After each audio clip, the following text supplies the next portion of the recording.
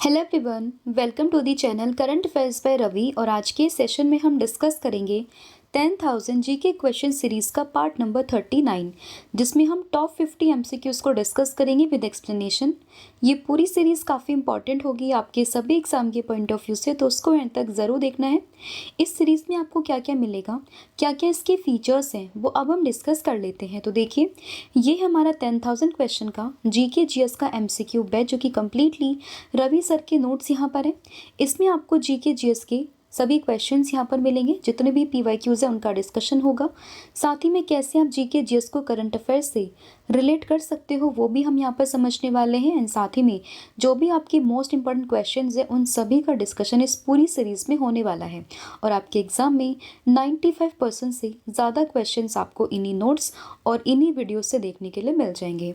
अब दो फीचर्स यहाँ पर ये हैं। पहला तो ये, अगर आपको ये सभी वीडियोस को फ्री में अवेल करना है तो उसके लिए आपको हमारा ऐप जो चैनल है, that is current affairs by Ravi पर विजिट करना है। लेकिन अगर आपको वीडियोस के साथ साथ इनकी पीडीएफ नोट्स भी यहाँ पर चाहिए, अनलिमिटेड टेस्ट को अटेम्प्ट करना है और रिकॉर्डेड वीडियोस को देखना है बिना किसी एडवर्टाइजमेंट के, आप पूरी वीडियो को वन गो में फिनिश करना चाहते हो, तो उसके लिए आपको हमारा पेड बैच इसको ज्वाइन करना है। जैसे आप हमारा पेड बैच यहाँ पर ज्वाइन करोगे तो आपको एप्लीकेशन पर क्लासेस मिलेंगी विद डिटेल एक्सप्लेनेशन, सभी सब्जेक्ट्स आपके कवर होंगे, एग्ज़ाम ओरिएंटेड पूरा कंटेंट होगा। साथ ही में जितने भी पीवाईक्यूज़ हैं उनका भी डिस्कशन होगा, बायलिंगुअल फॉर्मेट में पूरा कंटेंट होगा, यानी कि हिंदी और इंग्लिश दोनों लैंग्वेजेस में। और क्वेश्चंस का लेवल रहेगा बेसिक से लेके हाई लेवल के सभी क्वेश्चंस विद लेटेस्ट पैटर्न यहाँ पे कवर होंगे। और इसके लिए आपको क्या करना है, आपको इंस्टॉल करना है application by the name of Ravi study app. तो आप शुरू करते हैं लेक्चर को एंड डिस्कस करते हैं आज का हमारा फर्स्ट क्वेश्चन। तो फर्स्ट क्वेश्चन यहाँ पे रहेगा, सतवाहनों के प्रशासनिक स्वरूप के संबंध में जो गोलमुख थे उनका वो कौन हुआ करते थे। तो with respect to the administrative pattern of the Satavahanas who were the गोलमिक्स, तो ये कौन हुआ करते थे। गोलमिका की अगर हम बात करें तो ये हुआ करते थे ग्रामीण क्षेत्रों में प्रशासन के प्रमुख। तो जो हेड हुआ करते थे ना एडमिनिस्ट्रेशन के इन रूरल एरियाज, तो उन्हें ही कहा जाता था। तो इसमें ऑप्शन नंबर जो बी है वो आपको ध्यान रखना है। तो देखिए, अगर हम बात करते हैं सतवाहन प्रशासन में, तो सतवाहन प्रशासन में जो गोलमिखास थे वो ग्रामीण क्षेत्रों के प्रमुख हुआ करते थे। जो एक छोटी सैन्य टुकड़ी जिसको रेजिमेंट कहा जाता था, उसके प्रमुख हुआ करते थे। और ग्रामीण क्षेत्रों में कानून व्यवस्था को बनाए रखने के लिए और साथ ही में जो स्थानीय प्रशासन है ना, उसकी देखभाल करने के लिए जिम्मेदार हुआ करते थे। तो ये आपको ध्यान रखना है, इनका नाम और इनका फंक्शन क्या था, ये आपके लिए इंपॉर्टेंट बन जाता है। नेक्स्ट यहाँ पे क्वेश्चन होगा, निम्न में से कौन सूर्यवंशी गजपति वंश का संस्थापक था, जिसने 15वीं शताब्दी में उड़ीसा और आंध्र प्रदेश के कुछ हिस्सों पर शासन किया था। यानी कि who was the founder of the Suryavanshi Gajapati dynasty that ruled part of Orissa and Andhra Pradesh in the 15th century. तो इनका नाम था कपिलेंद्र देव, यानी कि ऑप्शन नंबर जो डी है वो आपको ध्यान रखना है। तो कपिलेंद्र देव ही सूर्यवंशी गजपति वंश के संस्थापक हुआ करते थे, जिन्होंने 15वीं शताब्दी में उड़ीसा और आंध्र प्रदेश के कुछ हिस्सों पर शासन किया था। और इसके बाद ही काफ़ी एक शक्तिशाली राजवंश की जो नींव है यहाँ पर रखी गई थी। और ये जो पूरा राजवंश था, पूरा साम्राज्य, वो गंगा से कावेरी तक फैला हुआ था और उन्होंने सांस्कृतिक विकास को भी बढ़ावा दिया था। तो नाम आपको ध्यान रखना है कपिलेंद्र देव। और 1434 से लेके 1435 तक इनका एक शासनकाल यहाँ पर आता है।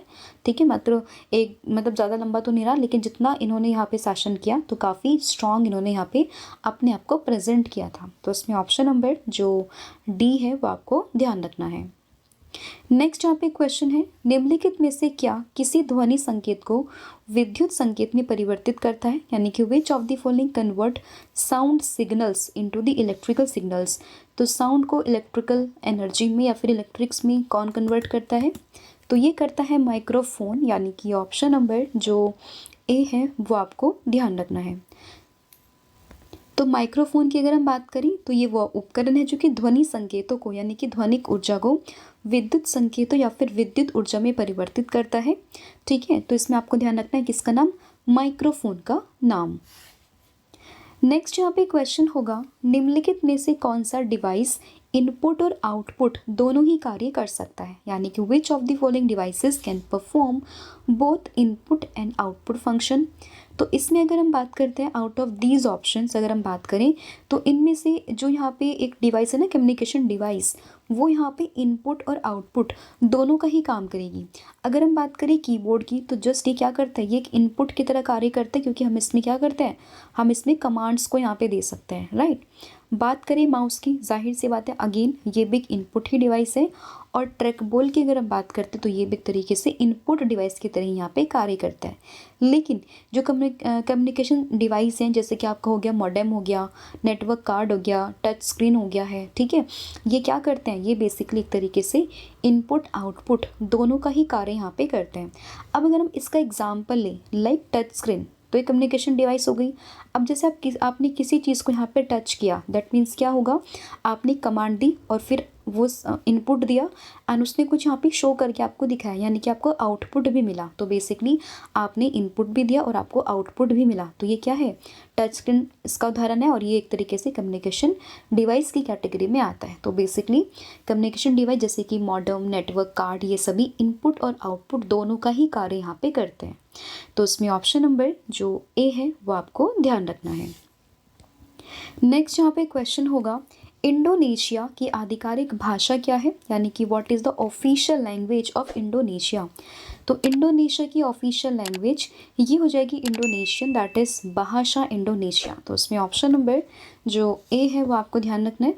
तो इंडोनेशिया की आधिकारिक भाषा है इंडोनेशियाई या फिर भाषा इंडोनेशिया, ठीक है, जो कि एक मलई भाषा का एक मानकीकृत रूप है और देश की एकता और संचार के लिए राष्ट्रीय भाषा के रूप में कार्य करता है। तो नाम ध्यान रखना है, भाषा इंडोनेशिया, या फिर सिंपल लैंग्वेज अगर हम समझे तो इंडोनेशिया के नाम से भी इसको हम जानते हैं। नेक्स्ट यहाँ पे क्वेश्चन होगा, पोलियो के टीके का आविष्कार किसने किया था। One of the most important question है, ग्रुप डी में कई बार पूछा भी गया है। तो अगर हम बात करें पोलियो वैक्सीन की डिस्कवरी या फिर उसके जो टीका है उसकी खोज किसने करी थी, तो पोलियो के टीके की खोज ये करी थी जोनास ई साल्क ने, यानी कि इसमें ऑप्शन नंबर जो बी है वो आपको ध्यान रखना है। तो जॉन ई साल्क या फिर जोनास ई साल्क ने यहाँ पे पोलियो के टीके की खोज करी थी। तो इसमें ऑप्शन नंबर जो बी है वो आपको ध्यान रखना है, ठीक है। और इसका इस्तेमाल पहली बार 1955 में किया गया था। तो ये भी इम्पॉर्टेंट है कि पहली बार इसका इस्तेमाल कब हुआ था, 1955 में।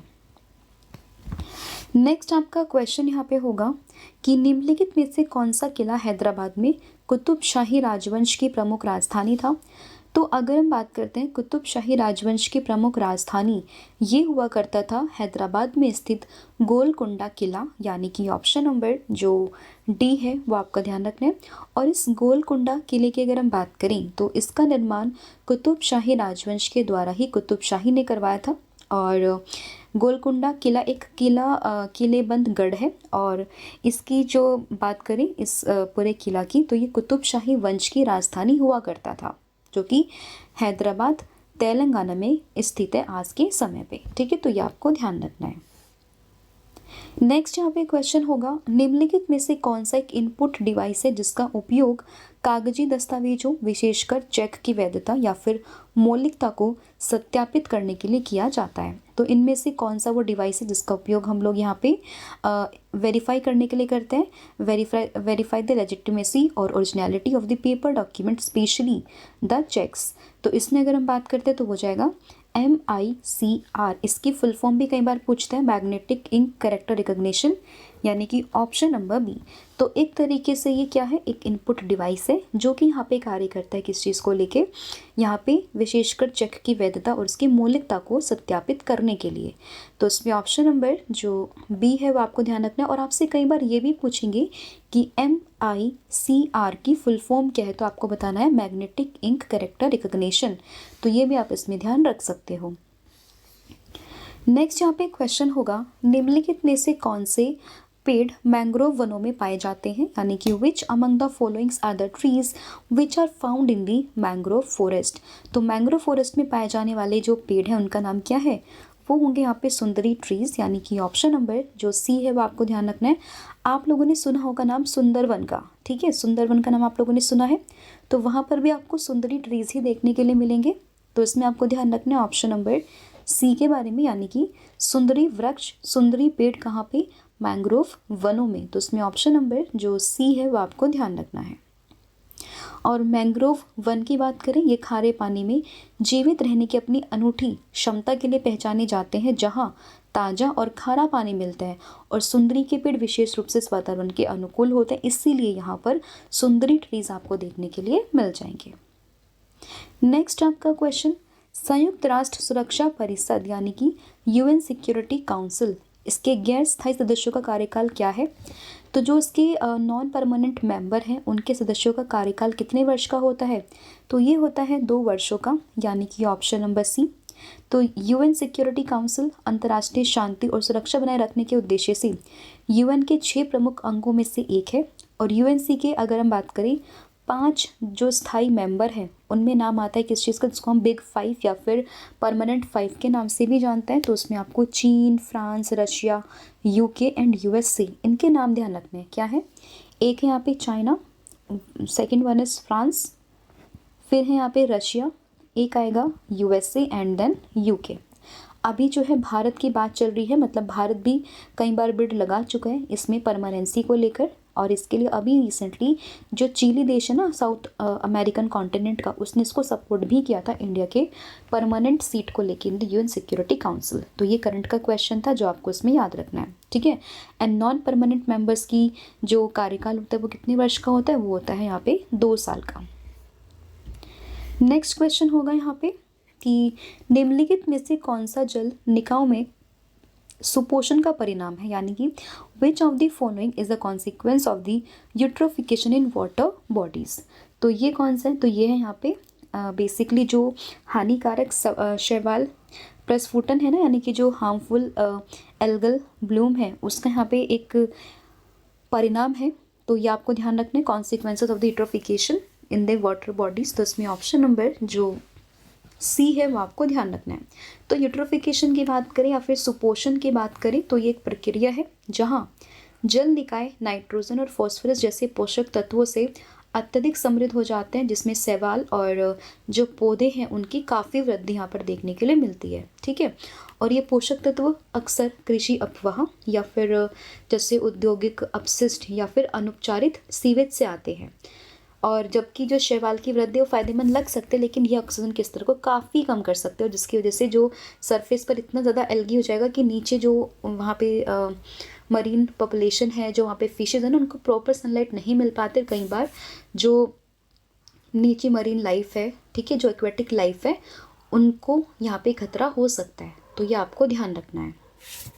नेक्स्ट यहाँ पे क्वेश्चन होगा कि किस बहमनी शासक ने महमूद गवा को व्यापारियों के प्रमुख या मलिकुत तुजुर की उपाधि प्रदान करी थी? तो किस बहमनी शासक ने महमूद गवा को ये उपाधि यहाँ पे प्रदान करी थी? तो आपको ध्यान रखना है, इसमें नाम हो जाएगा किसका? तो आंसर आपको ध्यान रखना है, that is option number A, यानी कि हुमायूं शाह। तो बहमनी शासक थे हुमायूं शाह। इन्होंने ही महमूद गवा को व्यापारियों के प्रमुख या फिर मलिक उत तुजर की उपाधि प्रदान करी थी, जो व्यापार और वाणिज्य में उनके महत्वपूर्ण योगदान को दर्शाता है और बहमनी सल्तनत के विकास में उनकी भूमिका की शुरुआत थी, ठीक है। तो ये आपको ध्यान रखना है, नाम क्या है? हुमायूं शाह। उपाधि मिली थी महमूद गवा को किस चीज़ की? मलिक उत तुजर की, व्यापारियों का प्रमुख। तो ये आपको ध्यान रखना है ऑप्शन नंबर ए के बारे में। नेक्स्ट यहाँ पे क्वेश्चन होगा कि निम्नलिखित में से कौन सा एक इनपुट डिवाइस है? तो आज के इस सेट में इनपुट से रिलेटेड काफ़ी क्वेश्चंस हैं।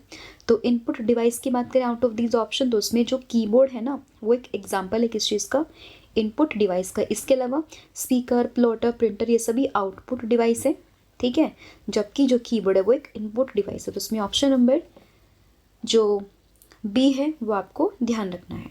नेक्स्ट क्वेश्चन, भारत में निम्न में से कौन सा क्षेत्र कृषि के बाद में दूसरा सबसे अधिक रोजगार प्रदान करने वाला क्षेत्र है?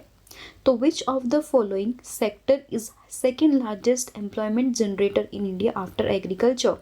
तो इसमें जो यहाँ पे टेक्सटाइल सेक्टर है ना, यानी कि जो यहाँ कपड़ा और वस्त्र उद्योग है, ये दूसरा सबसे अधिक रोजगार प्रदान करने वाला एक यहाँ पे सेक्टर है। तो उसमें ऑप्शन नंबर जो बी है वो आपको ध्यान रखना है। हालांकि नंबर 1 पे तो कृषि ही आता है, एग्रीकल्चर ही आता है, लेकिन दूसरे पर क्या आएगा? दूसरे पे आएगा टेक्सटाइल सेक्टर, यानी कि ऑप्शन नंबर बी। नेक्स्ट यहाँ पे क्वेश्चन होगा, निम्नलिखित में से कौन सा एक कार्सिनोजन नहीं है, यानी कि which of the following is not a carcinogen. तो इसमें जो एग्जाम्पल है यहाँ पे ओजोन परत का, ओजोन लेयर का, तो ये कार्सिनोजन नहीं है, बल्कि ये एक ढाल के रूप में कार्य करता है जो सूर्य के अधिकांश हानिकारक जो पराबैंगनी किरणें हैं, जो यूवी रेडिएशंस है, उनको अवशोषित करते हैं, जिससे कि कैंसर हो सकता है, उनसे ये हमें प्रोटेक्ट करती हैं जो ओजोन लेयर है। तो ये आपको ध्यान रखना है। ओजोन का फॉर्मूला O3 होता है। ओजोन डे का मनाते हैं 16 सितंबर को मनता है ओजोन डे, इंपॉर्टेंट है काफ़ी ज़्यादा, ये भी आपको ध्यान रखना है। और इस बार के BPSC और UPPSC दोनों ही एग्जाम में ये क्वेश्चन पूछा गया था कि ओजोन डे कब मनाते हैं। नेक्स्ट आपका क्वेश्चन होगा, निम्नलिखित में से कौन सी मात्रा अपरिवर्तित रहती है जब एक आवेशित कण चुंबकीय क्षेत्र में गति करता है, यानी कि which of the following quantities remain unchanged when a charged particle moves in a magnetic field. तो इसमें अगर हम बात करें कौन सा ऐसा इसमें पार्ट होगा जो यहाँ पे क्या रहेगा, अपरिवर्तित रहेगा, तो आंसर होगा काइनेटिक एनर्जी, यानी कि गतिज ऊर्जा, यानी कि ऑप्शन नंबर बी। तो जब भी कोई चार्ज्ड पार्टिकल यानी कि आवेशित कण चुंबकीय क्षेत्र में गति करता है तो उस पर लगने वाला बल सदैव ही उसके वेग के लंबवत होता है। चूंकि जो चुंबकीय बल है कोई काम नहीं करता विस्थापन के लंबवत होने के कारण, इसीलिए वेग के परिणाम में कोई परिवर्तन नहीं होता और इसलिए इसकी गतिज ऊर्जा क्या रहती है, स्थिर रहती है। तो इसमें ऑप्शन नंबर बी आपको ध्यान रखना है। गतिज ऊर्जा का फॉर्मूला क्या होता है, kinetic energy is equal to half mv²। अगर यहाँ पे जो वेग है वो ही समान है, वो ही परिवर्तित नहीं होता, दैट मीन्स यहाँ पे ये पूरी मात्रा कैसे रहेगी, अपरिवर्तित रहेगी। तो इसमें ऑप्शन नंबर जो बी है वो आपको ध्यान रखना है। नेक्स्ट क्वेश्चन, कौन सी नीतिगत पहल सभी प्राथमिक कृषि ऋण समितियों को डिजिटल बनाने का लक्ष्य रखती है। तो इसमें आपको ध्यान रखना है किसके बारे में, पैक्स डिजिटलीकरण परियोजना, यानी कि ऑप्शन नंबर जो डी है वो आपको ध्यान रखना है। तो PACS यानी कि जो प्राइमरी एग्रीकल्चरल क्रेडिट सोसाइटीज़ हैं, वो एक ये जो पूरी परियोजना है वो एक महत्वपूर्ण नीतिगत पहल है जिसका उद्देश्य पूरे भारत में सभी प्राथमिक कृषि ऋण समितियों का आधुनिकीकरण करना है और उनको डिजिटाइज करना है, ठीक है। और ये जो पैक्स में तकनीकी प्रगति लाने का प्रयास करता है जो कि ज़मीनी स्तर पर किसानों को ऋण और वित्तीय सेवाएं प्रदान करने के लिए काफ़ी महत्वपूर्ण संस्थान है। तो इसमें आपको ये पूरी जो यहाँ पे पहल है इसका नाम इसमें ध्यान रखना है। नेक्स्ट क्वेश्चन, मतविलास प्रहसन का लेखन किस वंश के शासक ने किया था। तो अगर हम बात करें कि ये जो मतविलास प्रहसन है इसका लेखन किस वंश के शासक ने किया था, तो आंसर होगा पल्लव वंश के शासक महेंद्र वर्मन प्रथम के द्वारा। तो उसमें ऑप्शन नंबर जो सी है वो आपको ध्यान रखना है। तो पल्लव वंश के शासक थे महेंद्र वर्मन प्रथम, इन्होंने ही मतविलास प्रहसन की रचना यहाँ पर करी थी। तो उसमें ऑप्शन नंबर जो सी है वो आपको ध्यान रखना है। और ये काफ़ी फेमस एक संस्कृत नाटककार और शासक हुआ करते थे, जो ये है महेंद्र वर्मन प्रथम। और ये जो नाटक है ना, ये धार्मिक पाखंड पर एक व्यंग है जिसमें कि कापलिकों और बौद्धों का उपहास किया गया है। तो आपको ध्यान रखना है, संस्कृत भाषा का ये नाटक है, दैट इज मतविलास प्रहसन, किसके द्वारा, महेंद्र वर्मन प्रथम के द्वारा इसको यहाँ पे लिखा गया था, जो कि पल्लव वंश के एक शासक थे। फिर यहाँ पे क्वेश्चन होगा, निम्नलिखित में से कौन सा डिवाइस डेटा पढ़ सकता है और उन्हें एक ऐसे रूप में रूपांतरित कर सकता है जिसे कंप्यूटर उपयोग कर सके। तो इसका आंसर क्या होगा, इसका आंसर होगा इनपुट डिवाइस, यानी कि ऑप्शन नंबर बी। तो which of the following devices can read data and convert them into a form that a computer can use. तो आंसर क्या होगा, आंसर होगा इनपुट डिवाइस। फिर यहाँ पे क्वेश्चन होगा कि निम्नलिखित में से कौन सा क्लाउड स्टोरेज का उदाहरण है।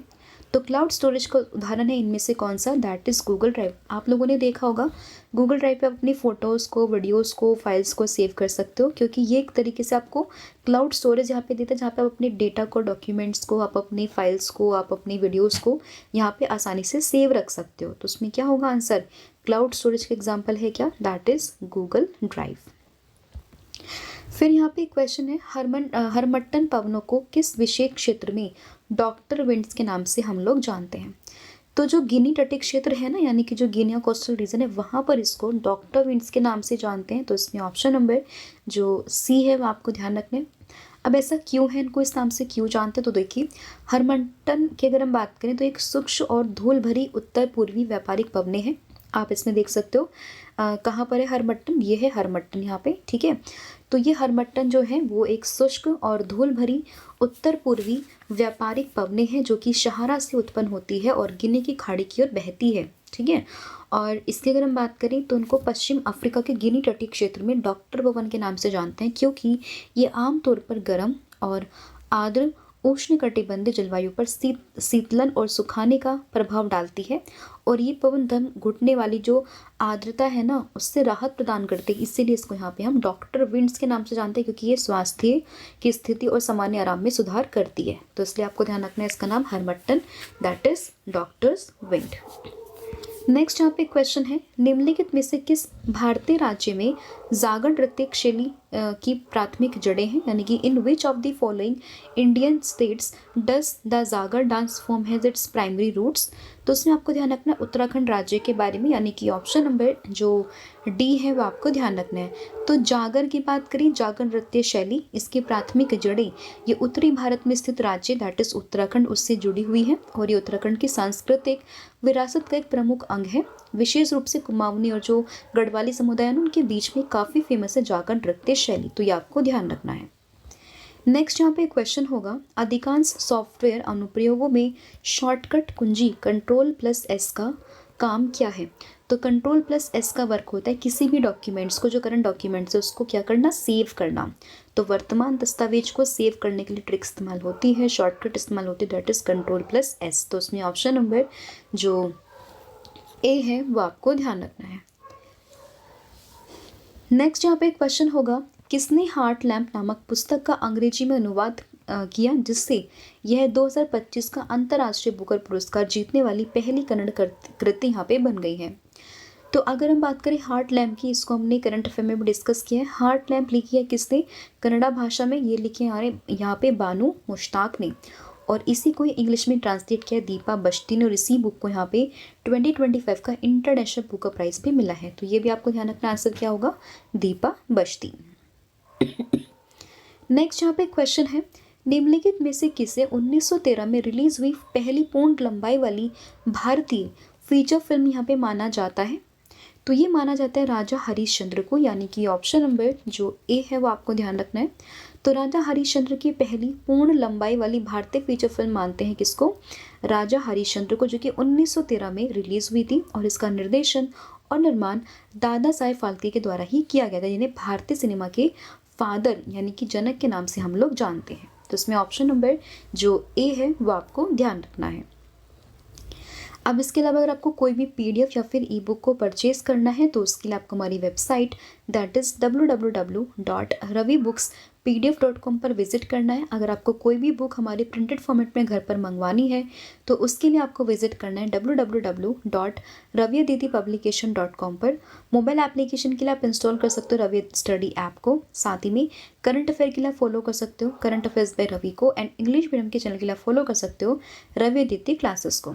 अब नेक्स्ट क्वेश्चन को डिस्कस करते हैं, जो कि होगा कि स्वतंत्रता के समय भारतीय अर्थव्यवस्था की एक प्रमुख कमी निम्नलिखित में से क्या थी। तो ये कमी थी उच्च बेरोजगारी और गरीबी, यानी कि हाई अनएम्प्लॉयमेंट एंड पॉवर्टी, यानी कि ऑप्शन नंबर जो बी है वो आपको ध्यान रखना है। तो स्वतंत्रता के समय में भारत की अर्थव्यवस्था गंभीर रूप से अल्प विकसित थी, जो कि व्यापक गरीबी और बेरोजगारी का से चिन्हित थी। तो इसमें आपको ऑप्शन नंबर जो बी है वो आपको ध्यान रखना है। नेक्स्ट क्वेश्चन होगा, निम्नलिखित में से कौन सा रोग प्रोटोजोआ के कारण होता है। तो आउट ऑफ दीज ऑप्शन जो मलेरिया है ये होता है प्रोटोजोआ से, जिसका नाम है प्लाज्मोडियम, ठीक है। इसके कारण ये होता है, कई बार एग्जाम में पूछते कि किसकी वजह से होता है, प्लाज्मोडियम का नाम आप लोगों को ध्यान रखना है, ठीक है। और इसका जो संक्रमित है ना ये होता है मादा एनोफिलीज मच्छर के काटने से, राइट। तो ये भी आप इसमें ध्यान रख सकते हो। नेक्स्ट आपका क्वेश्चन, बस्तर दशहरा ये जो त्यौहार है वो किस राज्य से संबंधित है। तो as the name suggest Bastar, तो बस्तर से आप लोगों को जाना छत्तीसगढ़, यानी कि ऑप्शन नंबर जो ए है वो आपको ध्यान रखना है।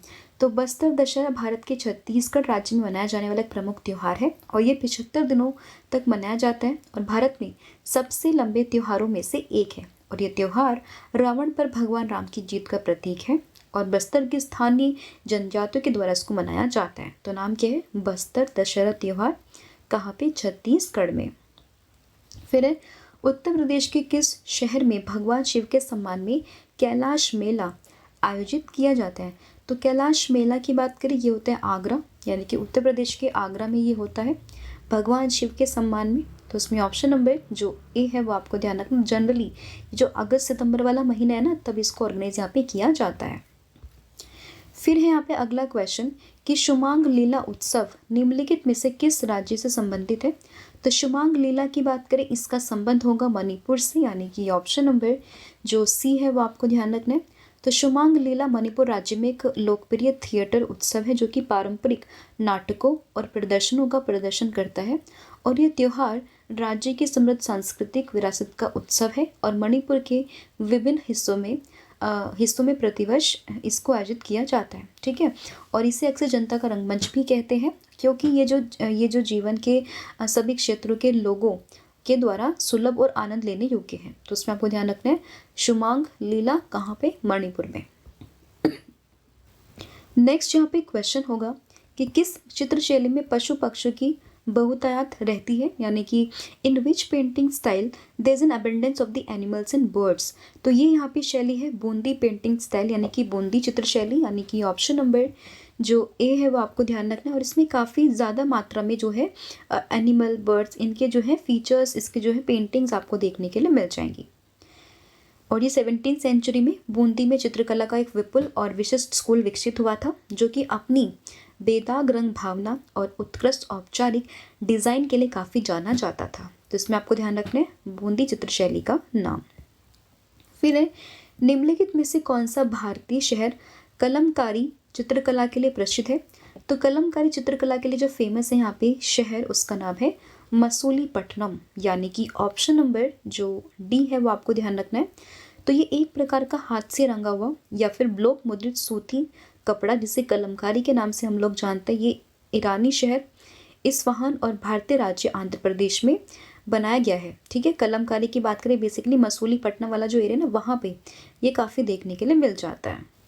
नेक्स्ट यहाँ पे क्वेश्चन होगा निम्नलिखित अधिनियमों में से किसके तहत में भारत में पहली बार अंग्रेजों के द्वारा सांप्रदायिक निर्वाचन प्रणाली की शुरुआत की गई थी, यानी कि under which one of the following acts was the communal electorate system introduced by British in India for the first time. तो ये हुआ था किसके समय पे, किसके टाइम पीरियड पर? तो आपको ध्यान रखना है जो भारतीय परिषद अधिनियम था 1909 का, उसके तहत। तो उसमें ऑप्शन नंबर जो ए है वो आपको ध्यान रखना है, जिसको मार्ले मिंटो सुधार के नाम से भी हम लोग जानते हैं। ठीक है, तो इसमें आपको ध्यान रखना है जिसमें पहली बार मुसलमानों के लिए अलग निर्वाचक मंडल की व्यवस्था यहाँ पर की गई थी। इसमें धर्म के आधार पर चुनावी पत्तीकरण की नींव पड़ी और लॉर्ड मिंटो को सांप्रदायिक निर्वाचन मंडल का जनक भी कहा जाने लगा था। तो इसमें ऑप्शन नंबर जो ए है वो आपको ध्यान रखना है। नेक्स्ट क्वेश्चन होगा पिछवाई चित्रकला का संबंध राजस्थान के किस स्थान से है? तो पिछवाई पेंटिंग की बात करें, इसका संबंध है नाथ द्वार से, यानी कि ऑप्शन नंबर जो डी है वो आपको ध्यान रखना है। तो पिछवाई का अर्थ है जो पीछे से लटका हुआ है। संस्कृत शब्द पिच का अर्थ पीछे और वई का अर्थ होता है लटका हुआ। ठीक है, तो नाथ द्वार पिछवाई आपको ध्यान रखना है इसमें ऑप्शन नंबर जो है डी के बारे में। फिर निम्नलिखित में से कौन सी शैली चित्रकारी उड़ीसा राज्य में लोकप्रिय है? तो उड़ीसा राज्य में जो यहाँ पे काफ़ी फेमस है उसका नाम है पट्टचित्र, यानी कि ऑप्शन नंबर डी। तो पट्टचित्र उड़ीसा राज्य में लोकप्रिय और पारंपरिक चित्रकला शैली है जो कि कपड़े पे बनाई जाती है और अपनी जटिल बारीकियों, जीवंत रंगों तथा पौराणिक कथाओं के चित्रण के लिए काफ़ी जानी जाती है। तो उसमें ऑप्शन नंबर जो डी है वो आपको ध्यान रखना है, जिसका नाम है पट्टचित्र। फिर यहाँ पे एक क्वेश्चन होगा कि भारतीय कला के पुनर्जागरण के प्रमुख नेता एवं मार्गदर्शक चित्रकार कौन है? तो जब भी आप भारतीय के पुनर्जागरण की बात सुनते हो तो आपको राजा राम मोहन राय का नाम ध्यान आता है, बट हम लोग बात करें भारतीय कला के पुनर्जागरण के रूप में तो इसमें नाम आता है अबिंद्रनाथ टैगोर का, यानी कि ऑप्शन नंबर डी। और अबिंद्रनाथ टैगोर वही जिन्होंने भारत माता की चित्र जो है यहाँ पे जो है रची थी। तो उसमें ये ध्यान रखना ऑप्शन नंबर डी के बारे में। और इन्होंने बंगाल स्कूल ऑफ आर्ट की स्थापना करी थी और मुगल, राजपूत तथा जापानी शैलियों से प्रभावित होकर भारतीय कला में स्वदेशी मूल्यों और राष्ट्रवादी भावना को पुनर्जीवित किया, जिसमें नंदलाल बोस, अमित कुमार जो यहाँ पे हल्दर है, ऐसे कई कलाकारों को प्रेरणा भी यहाँ पर मिली थी। तो वो भी आपको इसमें ध्यान रखना है। फिर यहाँ पे एक क्वेश्चन होगा कि निम्नलिखित में से कौन सा युग्म गलत सुमेलित है, यानी कि which of the following pair is incorrectly matched. तो इसमें आप देखोगे कुछ ऑप्शंस को, जैसे कि बात करें वारली चित्रकला कहाँ से है, तो ये तो सही है। वारली का संबंध कहाँ से होगा, तो इसका संबंध है यहाँ पे बेसिकली महाराष्ट्र से। फिर बात अगर हम करें कि तंजौर चित्रकला तमिलनाडु से, ये भी सही है। मिथिला चित्रकला आंध्र प्रदेश, तो ये यहाँ पर गलत होगा। मिथिला की बात करें तो ये बेसिकली आपको बिहार से देखने के लिए मिलेगा, ना कि आंध्र प्रदेश से। फिर झरनापट चित्रकला की बात करें तो ये आपको कहाँ पर मिलेगी, पश्चिम बंगाल में। तो उसमें गलत कौन सा है, तो उसमें गलत है कौन सा, मिथिला वाला। तो उसमें ऑप्शन नंबर जो सी है वो आपको ध्यान रखना है। फिर है निम्नलिखित में से कौन सा आंदोलन बंगाल के विभाजन के तुरंत बाद हुआ था, यानी कि which of the following movement immediately followed the partition of Bengal. तो ये हुआ था यहाँ पे बंगाल विभाजन के बाद में कौन सा स्वदेशी मूवमेंट, यानी कि स्वदेशी आंदोलन, ऑप्शन नंबर सी। तो बंगाल विभाजन के पश्चात हुआ था स्वदेशी आंदोलन। और स्वदेशी आंदोलन की बात करें पूर्व गांधीवादी युग के सबसे सफल आंदोलनों में से एक था, और यह आंदोलन खुद को शुरुआती राष्ट्रवादी नेताओं की स्पष्ट नीतियों की पृष्ठभूमि में पाता है, जिन्होंने भारत में संयुक्त राष्ट्र ब्रिटिश जैसे शासन का विरोध किया था, लेकिन अंग्रेजी राजशाही में विश्वास किया। स्वदेशी आंदोलन आपको ध्यान रखना है बेसिकली 1905, ठीक है, इंपॉर्टेंट है। उसके जो 1905 में विभाजन होता है ना, उसके बाद में इसकी शुरुआत यहाँ पे हो जाती है, स्वदेशी आंदोलन। फिर यहाँ पे क्वेश्चन होगा, इनमें से कौन 1917 में महात्मा गांधी के साथ में चंपारण नहीं गया था। तो who did not accompany Mahatma Gandhi when he went to Champaran 1917। तो आउट ऑफ दीज ऑप्शन जो यहाँ पे है एनी बेसेंट, ये नहीं गई थी कहाँ पर, महात्मा गांधी जी के साथ में चंपारण में। तो उसमें ऑप्शन नंबर जो डी है वो आपको ध्यान रखना है, ठीक है। और एनी बेसेंट की बात करें मूल रूप से ना होम रूल मूवमेंट से जुड़ी हुई थी, ठीक है, तो ये आपको ध्यान रखना है। फिर होम रूल लीग आंदोलन की प्रमुख मांग क्या थी, तो इनकी प्रमुख मांग क्या हुआ करती थी, तो इनका मतलब था स्वशासन को लेके, भारत में स्वशासन को लेकर इनकी मांग हुआ करती थी। तो ब्रिटिश साम्राज्य के भीतर प्रभुत्व की स्थिति, dominance status within the British empire.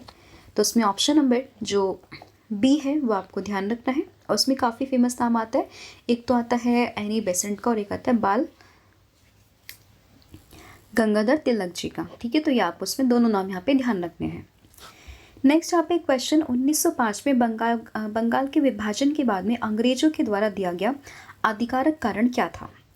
तो what is the official reason given by the Britishers after the partition of the Bengal in 1905। तो उनका एक कारण यहाँ पे था किस चीज़ को लेके, प्रशासनिक सुविधा को लेकर, यानी कि एडमिनिस्ट्रेटिव कन्वीनियंस को लेकर। तो उसमें ऑप्शन नंबर जो सी है वो आपको ध्यान रखना है।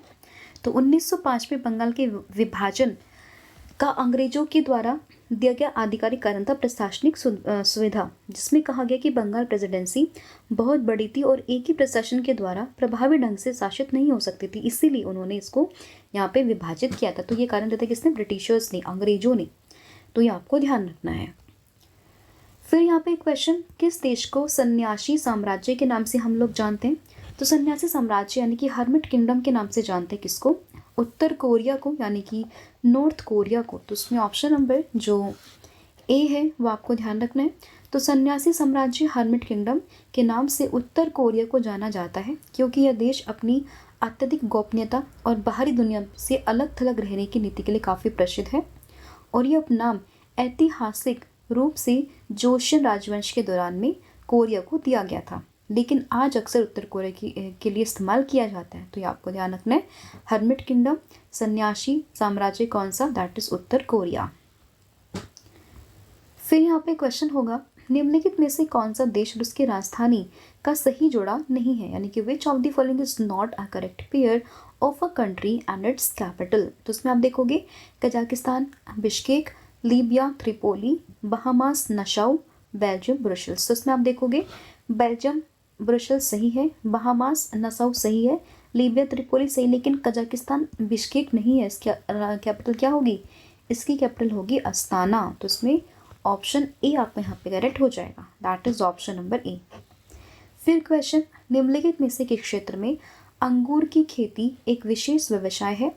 तो अंगूर की खेती की बात करें, ये बेसिकली कौन से रीजन में होती है? ये होती है मेडिटेरियन रीजन में, भूमध्य सागरीय क्षेत्र में। तो उसमें ऑप्शन नंबर जो ए है वो आपको ध्यान रखना है। तो भूमध्य सागरीय क्षेत्र में अंगूर की खेती एक विशेष और महत्वपूर्ण व्यवसाय है जो इस क्षेत्र की पहचान है, जहां गर्म शुष्क ग्रीष्मकाल और हल्की नमी वाली सर्दियां होती है, और जो अंगूर, जैतून, खट्टे फल जैसी फसलों के लिए काफ़ी इम्पॉर्टेंट, काफ़ी यूज़फुल होती है। तो उसमें ऑप्शन नंबर जो ए है वो आपको ध्यान रखना है। फिर निम्नलिखित में से किस देश में सिंहली या फिर सिन्हली एक प्रमुख भाषा है? तो सिन्हालास की बात करें, काफ़ी बार हम इसको देख भी चुके हैं, ये कहाँ की इंपॉर्टेंट भाषा है? तो ये श्रीलंका की, यानी कि ऑप्शन नंबर जो सी है वो आपको ध्यान रखना है। फिर क्वेश्चन, स्वेज नहर एक कृत्रिम जलमार्ग है जो निम्नलिखित में से किन समुद्री को जोड़ता है, किन समुद्रों को जोड़ता है?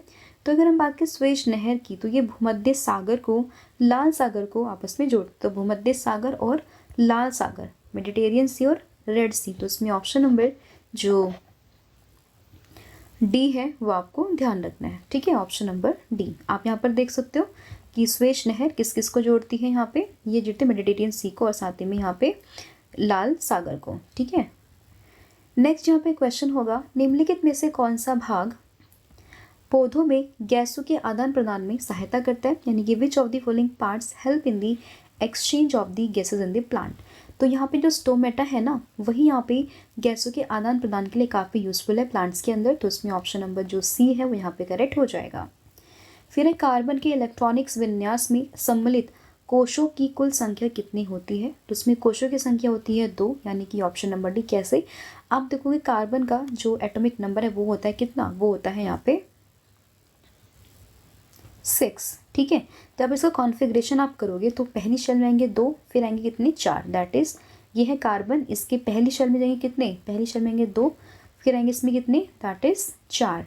तो बेसिकली कितने यहाँ पे कोश बनेंगे, कितने यहाँ पे शेल्स बनेंगे? तो ये बनेंगे टोटल मिला के 2 शेल। ठीक है, तो ये आपको इसमें ध्यान रखना है। फिर यहाँ पे क्वेश्चन है कि सभी पंचायत संस्थाओं में कितने प्रतिशत पद महिलाओं के लिए आरक्षित है? तो कुल मिला के 1/3 हिस्सा जो है वो 33% जो सीटें हैं वो आरक्षित है, किसके लिए? महिलाओं के लिए। तो इसमें ऑप्शन नंबर जो डी है वो आपको ध्यान रखना है। फिर भारतीय संविधान के किस भाग में केवल एक अनुच्छेद 51A है जो कि नागरिकों के लिए 11 मौलिक कर्तव्यों की संहिता से संबंधित है? तो यह कौन सा part? That is part 4A, यानी कि भाग 4A। तो उसमें ऑप्शन नंबर जो ए है वो आपको ध्यान रखना है, और ये 1976 में 42nd अमेंडमेंट के थ्रू यहाँ पे जोड़ा गया था। तो ये आपको उसमें ध्यान रखना है।